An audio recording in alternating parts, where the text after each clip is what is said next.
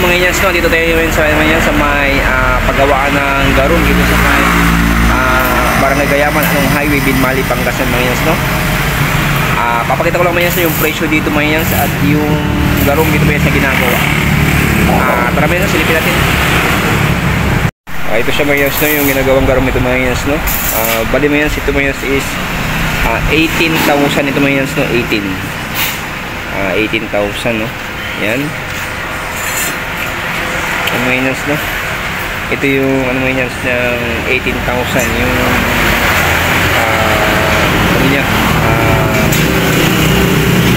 design niya 18,000. Tapos ito mga inyas is 25 bro, 25? 25,000. Yan. Yan, malaki, no? 25,000. Pwede itong ano, yung kailangan ito, barako dito dapat na motor kasi malaki. Ano ito bro? Pasadya ito bro? Pasadya ang gawa ito bro? Pasadya. Yan, 25,000. Ito yung ano, ito yung ano niya, oh. Yan, kapal.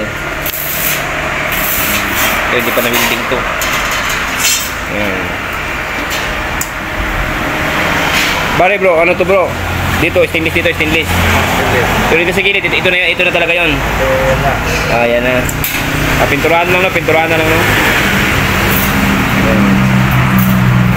Tapos ito naman is 23,000. Ito 23,000 ganito.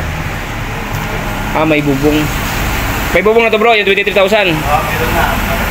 Ayan. Ayan, may bubong na. Pwedeng ano to? Pwedeng pan-deliver ito, pan-deliver. Ayan, 23,000. Kailan ito matatapos bro?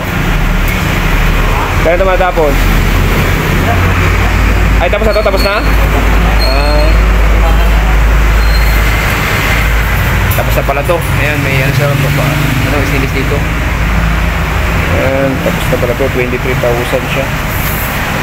Ito yung ano niya, kapal na ano niya, makapal, no? Ayan, makapal.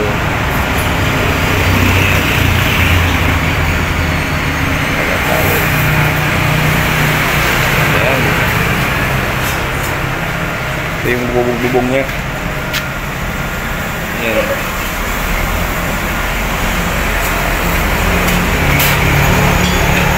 Ito na yun, ito na yun. Garong. 23,000.